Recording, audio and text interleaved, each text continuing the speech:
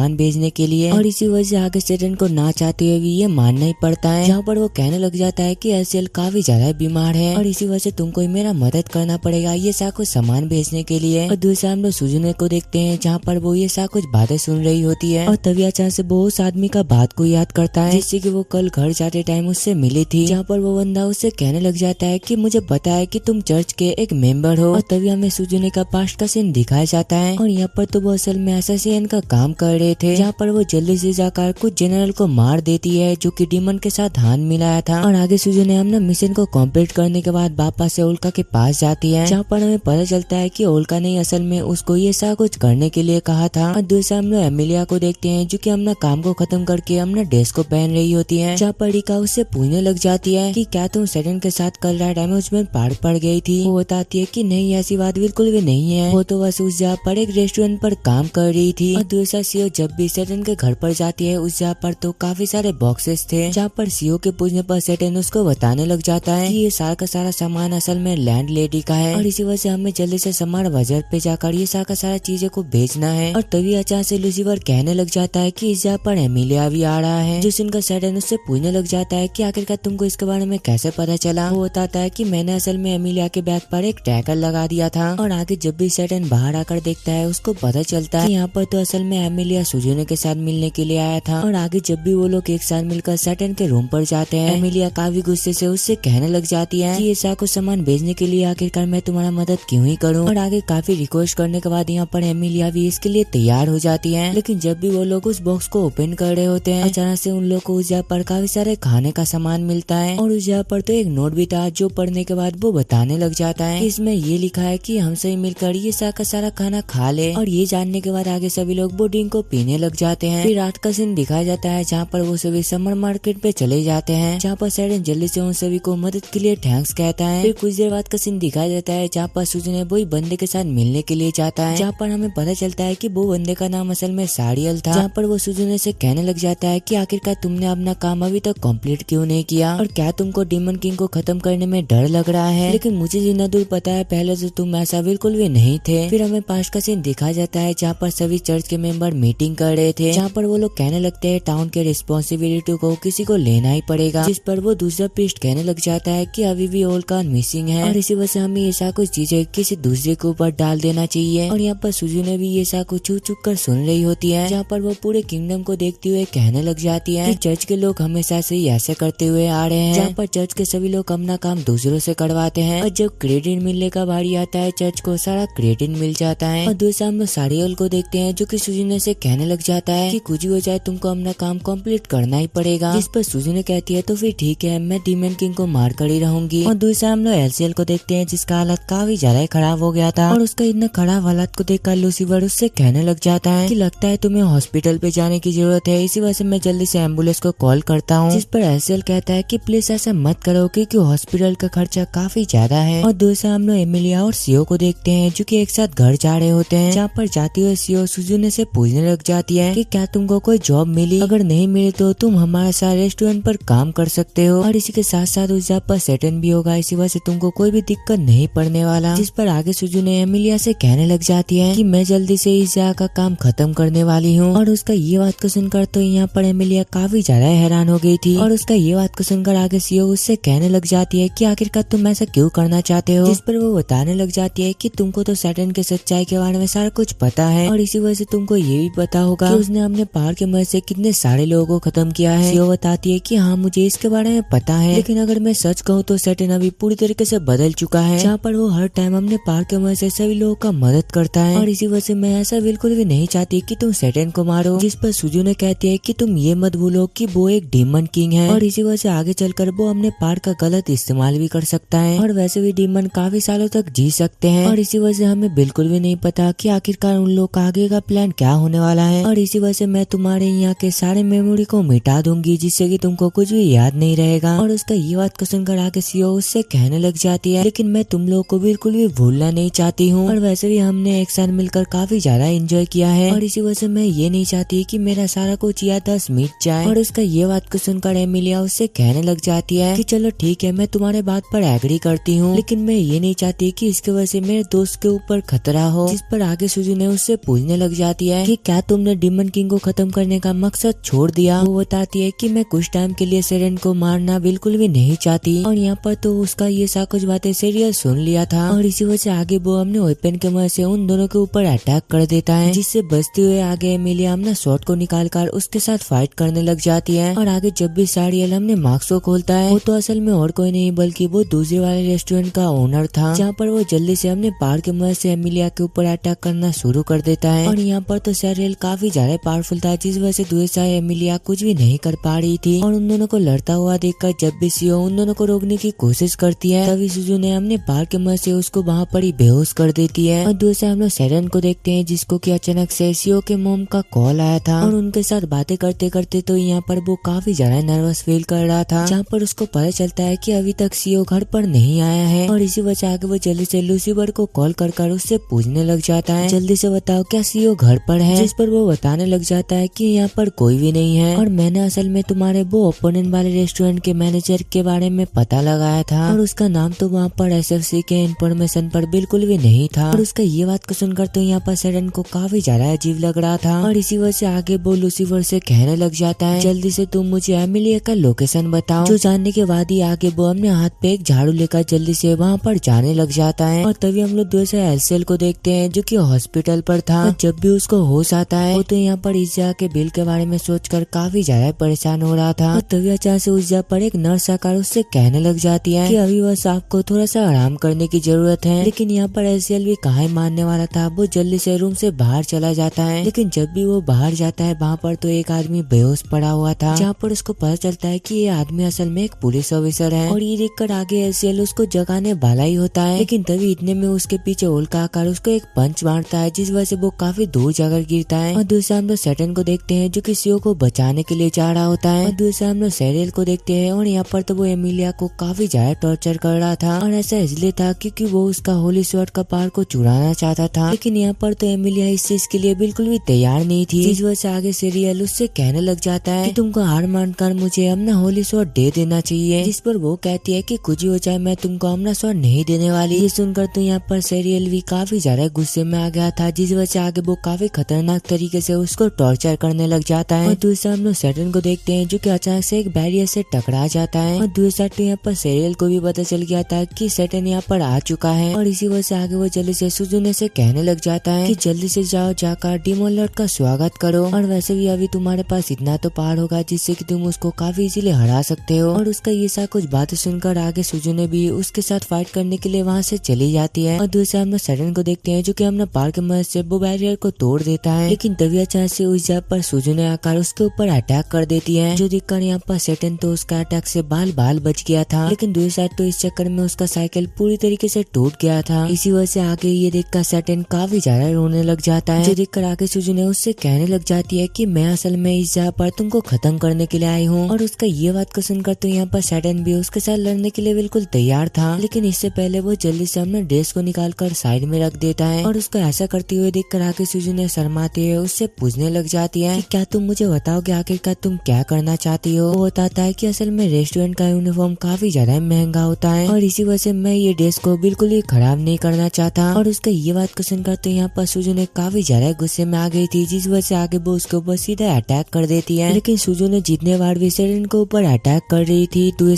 Saturn तो बार बार उसका attack को ब्लॉक करे जा रहा था। लेकिन इतना अटैक करने के बावजूद भी तो यहाँ पर सैटर्न उसके ऊपर एक भी अटैक नहीं किया था, जिस वजह से आगे सुजुने रुक जाती है। जो देखकर आगे सैटर्न उससे कहने लग जाता है अगर तुम्हारा हो गया तो मैं यहाँ से जा रहा हूँ और वैसे मुझे अभी सीओ को बचाने के लिए जाना है। और उसका ये बात को सुनकर आगे सुजुने उससे कहने लग जाती है कि ऊपर असल में सारियल है और तुम उसको इतना कम पावर से बिल्कुल भी हरा नहीं सकते। वो कहता है लेकिन मैं इस तरीके से सीओ को खतरे में नहीं देख सकता। और दूसरा हम लोग लूसीफर को देखते हैं, जो कि अपना रूम पर था। लेकिन तभी अचानक से उसका कोई डोरबेल बजाने लग जाता है और आगे जब भी वो ये चेक करने के लिए जाता है वहाँ पर तो ओल्का था, जहाँ पर वो उससे कहने लग जाता है कि अगर तुमको वापस से हेवन चलना है तो जल्दी से मेरे साथ चलो। और उसका ये बात को सुनकर आगे लूसीफर एक खतरनाक स्माइल को करता है। और दूसरा हम लोग सैरियल को देखते हैं, जो कि एमिलिया से कहने लग जाता है कि मुझे सबसे पहले तुमसे होली स्वॉर्ड को अलग करना पड़ेगा। ये कहकर आगे वो सीधा जाकर एमिलिया के शर्ट के बटन को खोलने लग जाता है। लेकिन तभी अचानक से इतने में उस जब सैटर्न आकर कहने लग जाता है कि मैं इस तरीके से तुमको सबको परेशान करने नहीं दे सकता और इसी वजह से मैं तुमको बिल्कुल भी छोड़ने नहीं वाला। और उसका ये सा कुछ बातें सुनकर तो दूसरा सीरियल काफी ज्यादा हंस रहा था, जहाँ पर वो कहने लग जाता है कि तुम याद रखा करो, इतना कम पावर के मदद से तुम मुझे हरा नहीं सकते। ये कहकर ही आगे वो सेरेन के ऊपर बार बार अटैक करने लग जाता है और उसका इतना अटैक की वजह से तो दूसरा सेरेन का हालत भी काफी ज्यादा खराब हो गया था। लेकिन यहाँ पर सेरेन भी कहाँ ही हार मानने वाला था, वो कहने लग जाता है कि कुछ भी हो जाए मैं तुमको नहीं छोड़ने वाला। जो सुनकर आगे सीरियल जल्दी से आसमान पे उड़ने लग जाता है, जहाँ पर वो उसको बताने लग जाता है कि मैं जितना मून के क्लोज रहूंगा उतना ही मेरा काफी ज्यादा पावर बढ़ जाएगी। और दूसरा हम लोग ओल्का को देखते हैं जो कि अपना पावर के मदद से जल्दी से उनको सीरियल का काफी ज्यादा क्लोज ला देता है और इस वजह से तो यहाँ पर सीरियल काफी ज्यादा पावरफुल बन गया था। और मून को इतना ज्यादा क्लोज देखकर तो वहाँ के सभी लोग काफी ज्यादा डर गए थे और उन लोग का इतना ज्यादा नेगेटिव इमोशन की वजह से सैटर्न जल्दी से अपने डीमन फॉर्म में आ जाता है। और दूसरा लूसीफर जल्दी से ओल्का से एमिलिया का बैग को मांगता है, जो देते हुए आगे वो उससे पूछने लग जाता है कि आखिरकार तुम ये बैग का क्या करोगे। वो बताता है कि मैं ये बैग दोबारा एमिलिया को दे दूंगा, क्योंकि अगर मैं ऐसा नहीं करूंगा तो वो मुझे एक ही सेकंड में खत्म कर देगी। और उसका ये बात को सुनकर ओल्का कहने लग जाता है कि क्या तुमने मुझे धोखा दिया। ये कहकर ही आगे जब भी वो उसके ऊपर अटैक करने वाला होता है, इतने में लूसीफर उसको एक पंच मारते हुए वहाँ पर ही बेहोश कर देता है। और उसकी बेहोश की वजह से तो यहाँ पर वो मून भी दोबारा अपने जगह पर वापस जा रहा था, जो देखकर तो यहाँ पर सीरियल हद से ज्यादा परेशान हो गया था। और ये देखकर आगे सैटर्न उससे कहने लग जाता है कि अब तुम्हारे पास बस 2 ऑप्शन बचा हुआ है, पहला कि तुम यहाँ से जल्दी से भाग जाओ और दूसरा मेरे हाथों ही मारे जाओ। जिस पर सीरियल कहने लग जाता है कि कुछ वजह आज मैं तुमको खत्म कर ही रहूंगा। ये कहकर ही आगे वो दोनों काफी खतरनाक तरीके से एक दूसरे के साथ फाइट करने लग जाते हैं। और यहाँ पर तो उन लोग का फाइट नेक्स्ट लेवल तक चला गया था, लेकिन दूसरा तो सैटर्न बार बार उसका अटैक को ब्लॉक करे जा रहा था। लेकिन तभी इतने में सीरियल के पास सीओ आकर उसको एक पंच मारती है, जहाँ पर हमें पता चलता है कि वो सीओ नहीं है बल्कि सैटर्न था। और आगे जब भी एमिलिया बिल्डिंग से नीचे गिर रही होती है, एक टाइम पे उस पर सैटर्न आकर उसको बचा लेता है, जो देखकर आगे एमिलिया उससे कहने लग जाती है कि सीरियल ने आज मुझे काफी ज्यादा टॉर्चर किया है, इसी वजह से मैं आज बस रेस्ट करना चाहती हूँ। जो सुनकर आगे सैटर्न उससे कहने लग जाता है कि अभी तुम्हारे शर्ट का बटन खुले हुए हैं। उसके मुंह से ये बात को सुनकर तो यहाँ पर एमिलिया काफी ज्यादा शर्मा गई थी। और आगे सैटर्न सीरियल के पास जाकर उससे कहने लग जाता है कि तुमको डेमन को खत्म करने में काफी ज्यादा मजा आता है, मैंने सही कहा ना, लेकिन इस बार तुमने एक गलत इंसान से पंगा ले लिया है। और वैसे भी तुम एमिलिया से उसका होली स्वॉर्ड लेना चाहते थे, मैंने सही कहा ना। चलो ठीक है, अब मैं तुमको अपना स्वॉर्ड का पावर दिखाता हूँ, इससे तो तुम मेरे स्वॉर्ड से बिल्कुल दीवाने हो जाओगे। ये कहकर ही आगे वो उसके ऊपर एक अटैक करता है, जिस वजह से उस जगह पर काफी खतरनाक एक विस्फोट होता है। और तभी इतने में उस जगह पर एसेल आ जाता है, जहाँ पर वो कहने लग जाता है कि देर से आने के लिए प्लीज मुझे माफ कर देना। जिस पर सैटर्न उससे कहने लग जाता है कि तुम यहाँ पर आने में काफी ज्यादा लेट हो चुके हो। और उसका ये बात को सुनकर तो यहाँ पर एसेल काफी ज्यादा उदास हो गया था। और आगे सीरियल को हराने के बाद सैटर्न सीओ से कहने लग जाता है कि मैं दोबारा से अपनी दुनिया पर वापस जाने वाला हूँ। और उसका ये बात को सुनकर दूसरा सीओ काफी ज्यादा इमोशनल होकर पूछने लग जाती है कि क्या तुम यहाँ पर दोबारा बिल्कुल भी नहीं आने वाले। वो बताता है कि हम दोनों दूसरी दुनिया से आए हैं, इसी वजह से हम यहाँ पर बिल्कुल भी नहीं रह सकते। ये कहकर ही आगे वो अपने बाहर के मदद से वो जल्दी से वहाँ से चला जाता है। और तभी अचानक से इतने में सीओ का नींद खुल जाती है, जहाँ पर उसको पता चलता है कि ये सारा कुछ तो असल में उसका एक सपना था। और आगे वो उस रेस्टोरेंट पे काम करती हुए सैटर्न को अपने सपने के बारे में बताती है। और उसका ये बात को सुनकर सैटर्न उसको बताने लग जाता है कि मैं चाह कर भी दोबारा अपने असली दुनिया पर नहीं जा सकता, क्योंकि कल सीरियल को हराने के बाद मैं अपने पार के मदद से सभी जगह को ठीक किया, और इसके साथ साथ मैंने अपने पोर्टल के मदद से सीरियल को एक दूसरी दुनिया पर भेज दिया। और इसी वजह से मेरे पास इतना मैजिक तो नहीं बचा है जिससे कि मैं दोबारा अपने असली दुनिया पर जा सकूं। लेकिन तभी अचानक से उस जगह पर मैनेजर आकर सैटर्न से पूछने लग जाती है कि कल तुमने जो झाड़ू को लेकर गए थे वो आखिरकार कहाँ पर है। लेकिन तभी इतने में उस जगह पर सुजो ने आकर कहने लग जाती है कि कल असल में सैटर्न ने वो झाड़ू के मदद से मेरा जान बचाया था। और दूसरा हम लोग लूसीफर को देखते हैं जो कि सुजुने को ट्रैक कर रहा होता है, जहाँ पर वो उस रेस्टोरेंट के मैनेजर को सारा कुछ बताने लग जाती है कि कल रात असल में मुझे और सीओ को कुछ गुंडों ने पकड़ लिया था, लेकिन उस जगह पर ठीक टाइम पे सैटर्न आकर वो सभी गुंडों को हरा दिया। और उसका ये सब कुछ बातें सुनकर तो यहाँ पर मैनेजर मेगुमी काफी ज्यादा हैरान हो गई थी, क्योंकि यहाँ पर उसको अभी भी यकीन नहीं हो रही थी कि सैटर्न बस एक झाड़ू के मदद से वो सभी गुंडे को एक ही झटके में हरा दिया। लेकिन तभी अचानक से उस जगह पर एक वर्कर आकर मैनेजर को बताने लग जाता है कि हमारे फ्रिज में असल में एक आदमी पड़ा हुआ है। और ये बात को सुनकर आगे जब भी वो लोग जाकर चेक करते हैं उस जगह पर तो असल में सीरियल था। और उसको यहाँ पर देखकर मैनेजर पूछने लग जाती है कि आखिरकार ये कौन है। सैटर्न बताता है कि ये असल में हमारे ओपोनेंट वाले रेस्टोरेंट का मैनेजर है। और उसका ये बात को सुनकर तो यहाँ पर मैनेजर भी काफी ज्यादा गुस्से में आ गई थी। लेकिन आगे जब भी सीरियल अपने आंखों को खोलता है वो अपने सामने मेगुमी को देखकर उसके प्यार में पड़ जाता है। और यहाँ पर तो वो काफी अजीब अजीब बातें कर रहा था कि डार्लिंग प्लीज मेरे पास आओ, जो सुनकर आगे मैनेजर उसको लात मारती हुए कहने लग जाती है कि शायद ये पागल हो चुका है और इसी वजह से जल्दी से इसको हॉस्पिटल पर लेकर जाओ। फिर अगले दिन का सीन दिखाया जाता है और यहाँ पर तो एमिलिया सेटन के घर पर आया था और यहाँ पर तो सुजुने और सीओ एक दूसरे के साथ झगड़ रहे होते हैं कि आखिरकार आज सेटन के लिए कौन खाना बनाने वाला है। लेकिन तभी अचानक से उस जगह पर ऐसे लाकर कहने लग जाता है कि मुझे असल में कुछ दिनों के लिए छुट्टी चाहिए और इसी के साथ साथ मुझे तुमसे कुछ पर्सनली बातें भी करना है। फिर कुछ देर बाद का सीन दिखाया जाता है जहाँ पर एमिलिया एमराल्डा से पूछने लग जाती है कि क्या एलसीएल दोबारा एंटी असला जाने के बारे में बातें कर रहा है। वो बताती है कि यहाँ पर तो एलसीएल के आने की कोई भी खबर नहीं है। और अगले दिन जब एमिलिया उसके घर पर नजर रखने के लिए जाती है वो ये देखती है कि यहाँ पर तो उन लोगों के लिए काफी सारे पार्सल आए थे और इसी वजह से आगे वो दोबारा एमराल्डा को कॉल करके उसको इसके बारे में पूछती है, जिस पर वो बताने लग जाती है कि यहाँ से उस जगह पर कुछ भी नहीं किया। और दूसरा हम लोग सेटन को देखते हैं जो कि मैनेजर से कहने लग जाता है कि मुझे असल में कुछ दिनों के लिए छुट्टी चाहिए क्योंकि मुझे कुछ इम्पोर्टेंट काम आ गया है। और ये बात को जानने के बाद आगे से उससे पूछने लग जाती है कि क्या तुम दोबारा एंटी असला वापस जा रही हो, जिस पर वो बताने लग जाता है कि मैंने तो तुमसे पहले ही कहा था कि मेरे पास इतना मैजिक पावर बिल्कुल भी नहीं है। ये पूछती है तो फिर आखिरकार तुमको छुट्टी क्यों चाहिए। सेटन कहता है कि मैं इस बारे में तुमको नहीं बता सकता हूँ। ये कहकर आगे वो जल्दी से वहाँ से चला जाता है। फिर अगले दिन का सीन दिखाया जाता है जहाँ पर एमिलिया और सीओ तो उसका पीछा कर रहे होते हैं, जहाँ पर हम लोग ये देखते हैं कि सेटन तो एक कंस्ट्रक्शन जगह पर जाकर अपना काम कर रहा था। लेकिन कुछ ही देर में उसको पता चल जाता है कि सीओ और एमिलिया उसके ऊपर नजर रखा हुआ है और आगे वो उन दोनों से कहने लग जाता है कि इस टाइम पे मुझे काफी सारे पैसों की जरूरत है और वैसे मुझे अपना सैलरी मिलने में काफी ज्यादा टाइम है और इसी वजह से मैं और एलसीएल इस जगह पर एक साथ मिलकर काम कर रहे हैं। और उसका ये बात को सुनकर आगे एमिलिया उससे काफी गुस्से से कहने लग जाती है कि जल्दी से बता आखिरकार तुम इतना पैसा कमा कर क्या करने वाले हो। वो बताता है कि असल में लूसीफर ने काफी सारे ट्रैकर को परचेज किए थे और इसी वजह से अभी हमें वो ट्रैकर के पैसा देना पड़ेगा। जिस पर एमिलिया पूछती है तो फिर तुम्हारे घर पर इतना ज्यादा जो पार्सल आए थे वो आखिरकार क्या है। और उसका ये बात को सुनकर तो यहाँ पर पहले तो सेटन को कुछ भी समझ नहीं आ रहा था, लेकिन आगे जब भी वो घर पे जाकर चेक करता है वो ये देखता है कि उस जगह पर तो काफी सारा पार्सल थे और वो पार्सल के अंदर तो यहाँ पर काफी सारा अलग अलग चीज था। और यहाँ पर इतने सारे सामानों को देखकर सेटन जल्दी से लूसीफर से ये सभी के बारे में पूछता है। वो बताता है कि मैं असल में ऑनलाइन पर रिसर्च कर रहा था, लेकिन अभी मुझे ऐसा लगता है कि मेरे साथ स्कैम हो चुका है। एमिलिया बताती है कि ऑनलाइन पे काफी ज्यादा फ्रॉड होता है। सेटन पूछता है कि आखिरकार तुमको इतना सारा सामान कितने में मिला। वो बताता है कि असल में इसमें करीब 2 लाख येन का खर्चा आया है। और उसका ये बात को सुनकर तो यहाँ पर सेटन काफी ज्यादा गुस्से में आ गया था। और आगे एमिलिया रात पे वो साइट को ढूंढती है और वो उसके कस्टमर केयर से कॉल करती है, लेकिन यहाँ पर तो वो लोग इतने सारे सामानों को रिफंड करने के लिए मना कर दिया था। और आगे जब भी वो लोग वो कंपनी का ब्रांच पे जाते हैं वो लोग ये देखते हैं कि उस जगह पर तो एलसीएल है, जहाँ पर वो बताने लग जाता है कि मुझे असल में इस कंपनी पर काम करने के लिए भेजा गया है। और आगे जब भी एलसीएल को पता चलता है कि वो असल में एक फ्रॉड कंपनी के लिए काम कर रहा है, ये जानने के बाद तो यहाँ पर वो काफी ज्यादा हैरान हो गया था। लेकिन तभी इतने में उस जगह पर मैनेजर आकर उससे कहने लग जाता है कि मैंने पहले ही इससे कॉन्ट्रैक्ट पर साइन करवा लिया है और इसी वजह से आखिरकार तुम इस चीज को स्कैम कैसे कह सकते हो। और उसका ये बात को सुनकर तो यहाँ पर सेटन काफी ज्यादा गुस्से में आ गया था, जिस वजह से वो कहने लग जाता है कि तुम ज्यादा उछलो मत, मैं तुम्हारे कंपनी का कंप्लेन करूंगा। जिस पर वो मैनेजर कहने लग जाता है कॉन्ट्रैक्ट के रूल के मुताबिक हम ये चीज को रिफंड बिल्कुल भी नहीं लेने वाले और वैसे भी तुम्हारे दोस्त को ये कॉन्ट्रैक्ट के बारे में पहले ही बता दिया गया था। और आगे सभी घर पर जाते हुए सेटन कहने लग जाता है कि हमें शायद इसके बारे में पुलिस पर कंप्लेन करना चाहिए। जिस पर एमिलिया बताने लग जाती है कि इसका कोई फायदा नहीं होने वाला है क्योंकि हमारे पास अभी ये चीज साबित करने के लिए कोई भी प्रूफ नहीं है। और उसका ये बात को सुनकर एलसीएल माफी मांगते हुए कहने लग जाता है कि ऐसा कुछ मेरे वजह से हुआ है और लूसीफर का ख्याल रखने के टाइम पे मुझे इस चीज के ऊपर ध्यान देना चाहिए था। जिस पर एमिलिया कहने लग जाती है कि इसमें तुम्हारी कोई भी गलती नहीं है, लेकिन अभी भी हमारे पास एक चांस है। ये बताकर अगले दिन ही वो सेटन को गवर्नर ऑफिस में लेकर जाती है, जहाँ पर वो ऑफिसर उन लोगों को बताने लग जाता है कि लूसीफर अभी भी 18 साल का नहीं हुआ है और इसी वजह से अगर तुम चाहो तो दोबारा वो सारा का सारा सामानों को रिफंड कर सकते हो। फिर अगले दिन का सीन दिखाया जाता है और यहाँ पर तो वो मैनेजर गुस्से में अपना सारा का सारा सामान वापस ले जा रहा था और ये देखकर आगे सेटन उसका काफी ज्यादा मजाक उड़ाने लग जाता है। फिर हमें रात का सीन दिखाया जाता है जहाँ पर सेटन बारिश में भीग रहा होता है, लेकिन तभी अचानक से उसके पास एमिलिया आकर उससे कहने लग जाती है कि सच में तुम एक बेवकूफ हो, तुमने अपने घर से एक अम्ब्रेला भी लेकर नहीं आया और एक डीमन लॉर्ड होने के बावजूद भी तुम एक ह्यूमन की तरह ट्रैफिक लाइट को फॉलो कर रहे हो। ये कहकर ही आगे वो उसको एक अम्ब्रेला देती हुए उससे कहने लग जाती है, तुमने पहले जो मुझे अम्ब्रेला दिया था मैंने गलती से वो अम्ब्रेला को फेंक दिया था और इसी वजह से मैं उसके बदले में तुम्हें अपना ये अम्ब्रेला दे रही हूँ। जो लेते हुए आगे सैटर्न उसको थैंक यू कहता है और उसका मुंह से थैंक यू को सुनकर यहाँ पर एमिलिया एक स्माइल को देती है। इसी के साथ ही ये वाला एनिमे का सीजन 1 यहाँ पर ही खत्म होता है। सो वीडियो कैसा लगा कमेंट में जरूर बताना। चैनल पे न्यू हो तो प्लीज यार सब्सक्राइब कर देना। मिलते हैं इसके और एक नए सीजन के साथ, तब तक के लिए सायोनारा।